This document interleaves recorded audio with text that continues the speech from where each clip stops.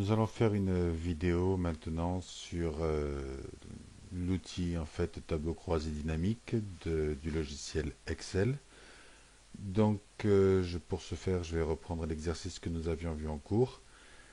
Donc dans cet exercice, vous aviez un tableau. Dans ce tableau, en fait, tous les jours, on marquait les ventes qui avaient été réalisées. Donc par exemple, le 3 décembre, Ethan avait fait deux ventes de type A et donc dans le tableau on avait écrit que Ethan avait fait deux ventes de type A au 3 décembre. Rien de bien compliqué, en fait donc chaque jour le tableau était rempli et à partir de là il fallait pouvoir analyser tout ça. Donc si je reprends ce tableau en fait c'est ce que l'on appelle des données brutes, c'est-à-dire qu'en fait elles ne sont pas encore classées, elles ne sont pas analysées, on n'a pas fait de somme, on n'a pas fait de résultats spécifiques, en fait, les données sont intégrées au fur et à mesure qu'on les a entrées. Alors, au niveau de l'exercice, il y avait quelques consignes. Alors, je vais reprendre les consignes. Donc, la première consigne, c'était de faire apparaître une vente que l'on avait oublié d'intégrer, à savoir une vente de Charlotte pour un forfait C en date du 12 décembre. Donc, le mieux, le plus simple, c'était d'aller sur le 12 décembre, donc de se positionner juste après.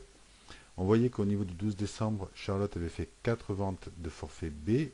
Là, il s'agissait d'une vente de forfait C. Donc, je me positionne sur le 13 décembre, la première vente du 13 décembre. Bon, il n'y en a qu'une seule de toute manière. Donc, je me positionne au début de la ligne. Vous voyez ici, la flèche devient une flèche noire. Je fais un clic droit, je fais insertion et donc j'ai une ligne qui est insérée. À partir de là, je vais indiquer qu'il s'agit du 12 décembre. Donc, je tape simplement 12 décembre. Comme le format de cellule était déjà renseigné, eh bien ça se met automatiquement en forme. Il s'agissait d'une vente de Charlotte pour un forfait C et il n'y en avait qu'un seul. Voilà, donc j'avais répondu, en faisant ça, j'ai répondu à la première question. Deuxième question, il fallait faire apparaître le montant de chaque vente avec un rappel des prix qui était donc le forfait A à 1200 euros, forfait B à 1100, forfait C à 1400 et forfait D à 1700. Donc ici, ce que je voulais, c'est obtenir le total, le montant total des ventes. Alors, la difficulté, c'est que je ne souhaitais surtout pas intégrer de colonnes complémentaires pour faire des calculs intermédiaires ou autres. Et sachant que je n'avais pas le montant qui était indiqué, il fallait que je raisonne selon la formule. En fait, si le forfait de type A et que j'en ai deux, alors dans ce cas-là, j'aurai deux fois 1200 euros. Mais si c'est un forfait de type B et que j'en ai deux, alors j'aurai deux fois 1100 euros. Et ainsi de suite. Donc, grosso modo, en exposant quel était mon problème, eh bien j'ai résolu le problème directement, puisque sous Excel, il suffit de dire que si, et quand j'ai inséré un mot-clé, donc vous voyez, il me propose les différents mots-clés possibles. Là, moi, c'est simplement un si. Si, alors je mets une parenthèse, et là, il m'indique comment est-ce que je dois agir. Donc la première chose, je dois lui indiquer quel est le test logique. La deuxième chose, quelle est la valeur si ce test logique est vérifié. La troisième chose, la valeur si le test logique n'est pas vérifié. Donc au niveau du test logique, c'est quoi? Eh bien c'est si le type de forfait est de type, alors je vais mettre entre guillemets parce qu'il s'agit d'un caractère, donc est de type A, alors là je dois mettre un point virgule, je dois indiquer la valeur si c'est vrai. Donc la valeur si c'est vrai, c'est 2 fois 1200 euros. Et encore un point virgule pour respecter ce qui est indiqué. La valeur si c'est faux, eh bien il n'y aura rien du tout. Il n'y aura aucun montant. Donc je vais faire pareil avec la deuxième éventualité, c'est-à-dire si le type de forfait est un forfait de type B, alors j'aurai donc le nombre de forfaits multiplié par 1100 euros, sinon j'aurai 0. Je continue. Si le type de forfait est de type C, donc toujours entre guillemets, en fait, chaque fois qu'on met des lettres, des caractères, quoi, une suite de caractères ou autre, pour identifier ce qui est écrit dans une cellule, on le met entre guillemets. Si en revanche il s'agit de comment ça s'appelle, de valeurs, donc autrement dit de chiffres, de nombres, alors en ce moment-là, il n'y a pas besoin de guillemets. Donc 1400 fois le nombre de forfaits, sinon 0. Et pour terminer, si le type de forfait est égal donc à D, je ferme les guillemets, alors à ce moment-là, j'aurai 1700 euros multiplié par le nombre de forfaits. Sinon, 0. Je vérifie, et là j'ai bien en fait 2400 euros qui correspondent à deux forfaits à 1200 euros. Pour appliquer tout ça à l'ensemble, je fais simplement glisser en attrapant en bas à droite. Donc quand j'ai la cellule en fait qui devient un petit carré noir, je peux attraper et faire glisser. Et là je vois par exemple que j'ai un forfait à 1700 euros, ça fait bien 1700 euros. J'ai trois forfaits à 1100 euros, ça fait bien 3300 euros. Voilà, donc en fait les calculs sont faits automatiquement et j'ai répondu à la deuxième question de la consigne. Troisième question, on en arrive donc au tableau croisé dynamique puisqu'il fallait faire sur une autre feuille un tableau qui permettait de faire la synthèse des ventes par vendeur et par forfait. Alors attention, synthèse des ventes en nombre de forfaits. Donc si je reprends en fait ce tableau, comme je le disais tout à l'heure, j'ai des données brutes, c'est-à-dire que là je vais avoir des ventes d'éthane, d'autres ventes d'éthane un peu partout. Difficile de faire la synthèse. J'ai des ventes de forfaits de type A ici, de type A ici également et tout, mais je n'ai aucun total qui apparaît. Donc le but, c'est d'arriver à faire une synthèse des ventes par vendeur et par forfait. Alors pour ce faire, il existe un outil qui est très simple, qui est le tableau croisé dynamique. Donc je vais choisir un tableau croisé dynamique. Je vérifie bien, il a bien choisi la plage de cellules qui contient les données que je vais analyser. Je suis bien sur une nouvelle feuille de calcul puisque c'est ce qui correspondait à l'énoncé. Et là-dessus, je vais intégrer le tableau croisé dynamique. Et je veux la synthèse des ventes en nombre de forfaits. Quand je clique là, automatiquement, il comprend qu'il s'agit d'une valeur et donc que ça va être le résultat. Là, j'ai 108 forfaits qui ont été vendus. Ensuite, c'était les ventes par vendeur. Donc là, ici, Alain a fait 20 ventes, Bernard a fait 16 ventes, etc. Mais je voulais le détail par type de forfait. Donc Alain a fait 5 ventes de type A, une vente de type B, etc. et tout. Au total, il a fait 20 ventes. Donc j'ai bien résolu le problème, j'ai répondu à la question. Quatrième question, réaliser sur une autre feuille un graphique qui permet de voir le total des ventes en euros par vendeur. Donc je reprends mon tableau, même raisonnement, mais là cette fois-ci ce ne sera plus un tableau croisé dynamique, mais un graphique croisé dynamique. Donc on est bien sur une nouvelle feuille de calcul, on est bien sur la bonne plage de données, on le voit, ça clignote. Et à partir de là, donc, je veux la synthèse, le montant des ventes, mais par vendeur.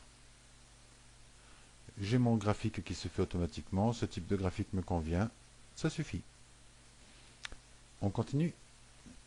À partir de là, je reviens, alors juste une petite chose, au niveau de la colonne, vous voyez qu'ici il y a des dièses. Alors ce n'est pas qu'il y a une erreur de frappe ou quoi que ce soit, c'est simplement que la colonne est trop étroite, et donc en fait il n'y a pas la place pour écrire 10, 11, 12, 13. Donc comment est-ce qu'on fait? Eh bien, on sélectionne la colonne, donc je me positionne en haut quand c'est la flèche noire. Et vous voyez ici, quand je me mets sur le bord de la colonne, juste à la jonction entre la colonne A et la colonne B, je vois qu'en fait, j'ai la double flèche avec la barre au milieu qui apparaît. Si je double-clique à ce moment-là, la colonne A va s'élargir automatiquement pour laisser suffisamment de place pour la chaîne de caractères la plus longue qui est contenue dans cette colonne. En l'occurrence, il s'agit de 13 qui prend plus de place. Donc je reviens au niveau des questions, c'était une petite parenthèse. Là ici, je dois modifier non, c'est ici, voilà, je dois revenir sur le tableau précédent et modifier pour qu'on puisse visualiser la synthèse des ventes la synthèse des ventes par forfait puis par vendeur. Tout à l'heure c'était par vendeur puis par forfait. Là, on souhaite simplement inverser. Donc je reviens sur mon tableau croisé dynamique. Ici, j'avais la synthèse par vendeur puis par forfait. Eh bien, je vais simplement attraper les vendeurs et les mettre en dessous. Et donc, j'ai la synthèse par forfait puis par vendeur. Et je vérifie. J'ai bien 21 forfaits A répartis entre 5 forfaits par Alain, 5 forfaits par Bernard et ainsi de suite. Et donc, cela correspond exactement à ce qui était demandé. Je continue. J'arrive à la question 6. Modifier le tableau pour que l'on puisse avoir le total des ventes par forfait en nombre avec le détail par vendeur, mais cette fois-ci en colonne. Donc ici, j'ai bien la synthèse des ventes par forfait, mais les détails par vendeur sont donnés en ligne. Et là, je souhaite que ce ne soit plus en ligne, mais en colonne. Alors si je regarde ici, en fait, j'ai quatre options. Filtre, étiquette de colonne, étiquette de ligne et valeur. Donc je ne veux plus que les vendeurs soient en ligne, mais en colonne, donc je les fais passer en colonne tout simplement. Et là, j'ai bien les forfaits A, avec les ventes d'Alain, de Bernard, de Charlotte, etc. Donc, question 6, résolue. Question 7. Je dois modifier le tableau pour que l'on puisse avoir la même chose que précédemment, mais seulement pour une ou des dates choisies. Donc cela signifie quoi? Cela signifie qu'en fait je dois pouvoir choisir les données qui m'intéressent. Et pour choisir, eh bien quand on doit choisir des données, cela s'appelle les filtrer. Le filtre que je souhaite avoir, c'est le filtre date. Donc je vais cocher la case date. Ici je vois que cela apparaît dans les colonnes. Ce n'est pas ce que je souhaite que la date soit un filtre. Donc je mets dans le filtre. Et ici, je me retrouve avec un filtre. Je choisis les dates qui m'intéressent. Par exemple, ce qui m'intéresse, c'est les ventes du 10 décembre. Et là-dessus, je vois que j'ai 4 ventes au 10 décembre. Si je veux, je peux choisir plusieurs dates. Donc j'ai le 10 décembre, je vais rajouter le 6 et le 12. Et là, je vois que j'ai différentes ventes qui ont lieu donc sur ces dates-là. Je reviens sur les consignes.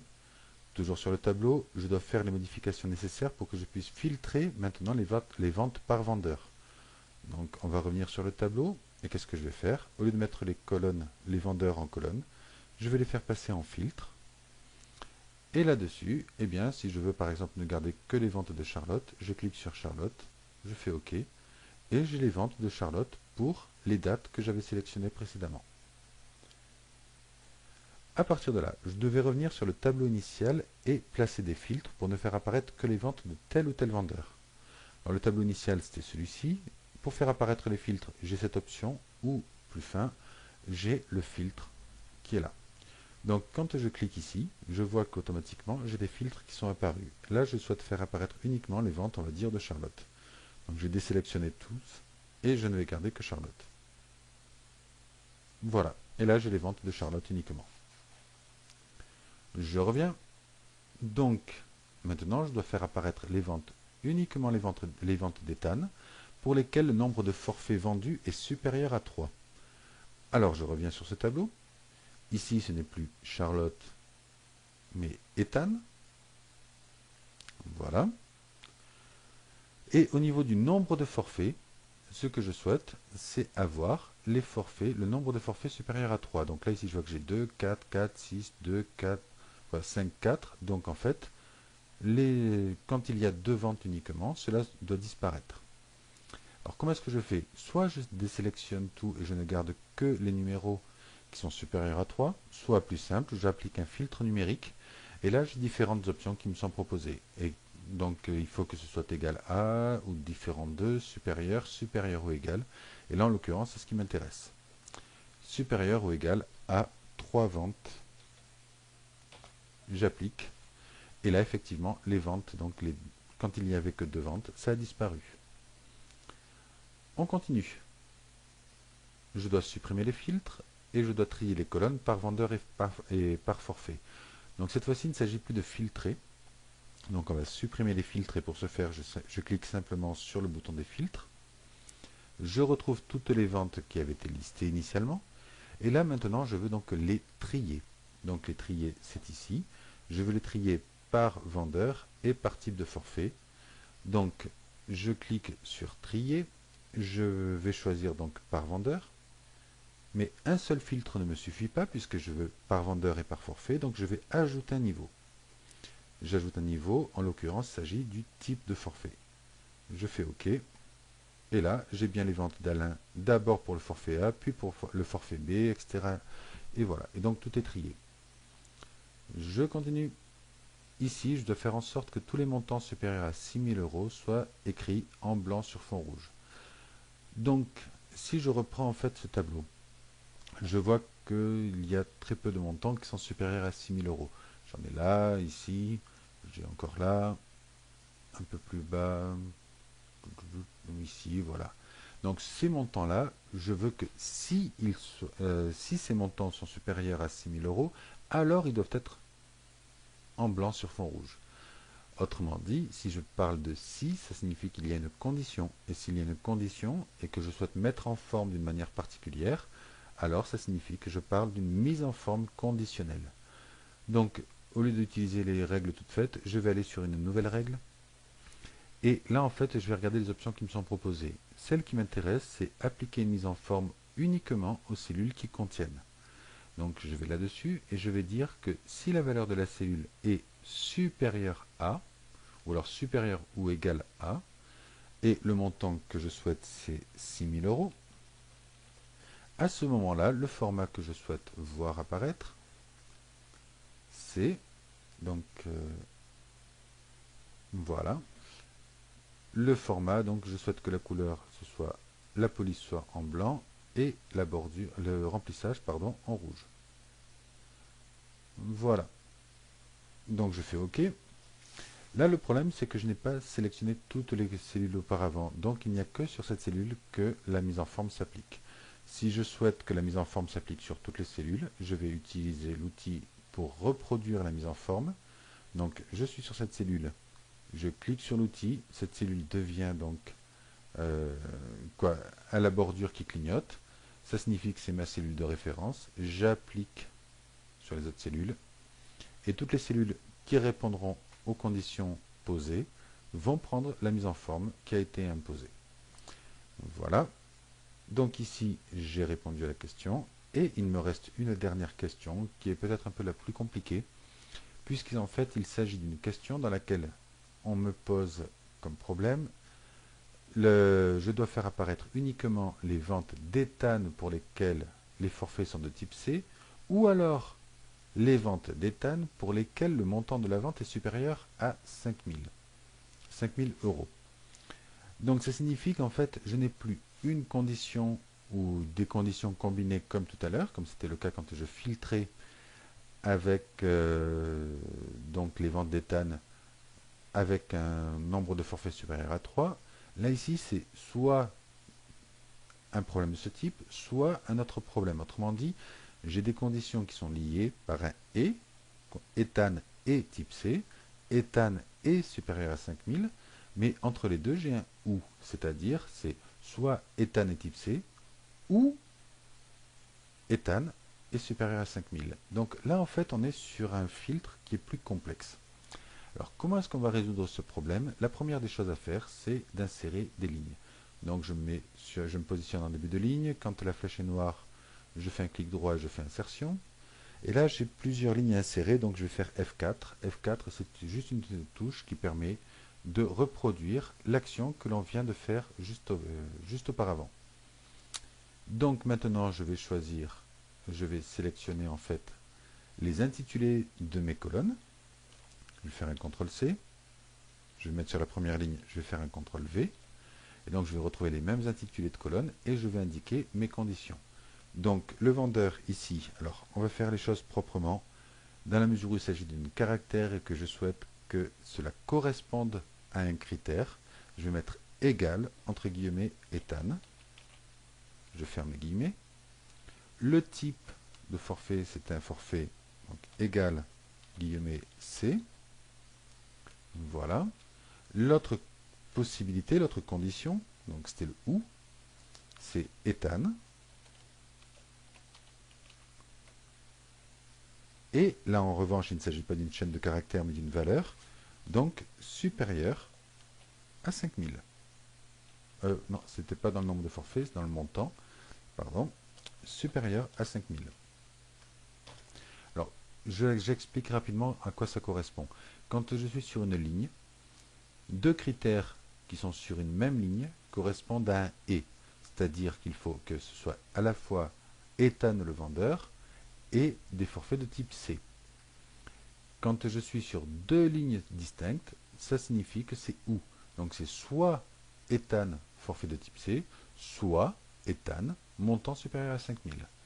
Alors là ici, j'ai indiqué mes critères, mais il ne se passe rien, et c'est normal puisque je n'ai pas encore appliqué le filtre. Donc je vais aller dans Données, et je vais aller dans Filtre avancé. Filtre avancé, automatiquement il identifie que c'est le tableau du bas qui correspond à la plage que je dois trier. Maintenant, je dois lui indiquer la zone de critères. Et la zone de critères, elle est ici. Donc je sélectionne ma zone de critères et je fais OK. Automatiquement, il ne m'a gardé que les ventes de type C. Donc d'éthane, il n'y a que les ventes d'éthane qui sont de type C ou d'un montant supérieur à 5000 euros. Donc là, on voit qu'on a une vente de type D qui ne correspond donc pas à la première ligne de critères, mais qui correspond à la deuxième, puisqu'il s'agit bien d'une vente d'éthane d'un montant supérieur à 5000 euros. Voilà, donc là en fait on a résolu le problème, toutes les questions qui étaient posées dans les consignes. À partir de là, cet exercice, si vous l'avez compris, vous avez compris quand même l'essentiel de ce que sont les tableaux croisés dynamiques et autres. Je précise simplement qu'au niveau des tableaux croisés dynamiques, on peut ajouter autant, donc là ici si je remets par exemple les éléments ici, vous voyez qu'en fait je peux décomposer autant de fois que je veux les ventes, les données que je souhaite. J'ai des petits moins qui me permettent d'avoir en fait le détail des informations ou non, et ainsi de suite. Donc en fait je peux faire vraiment tout ce que je souhaite avec cet outil qui est relativement simple à utiliser. Voilà, on arrête là pour la vidéo.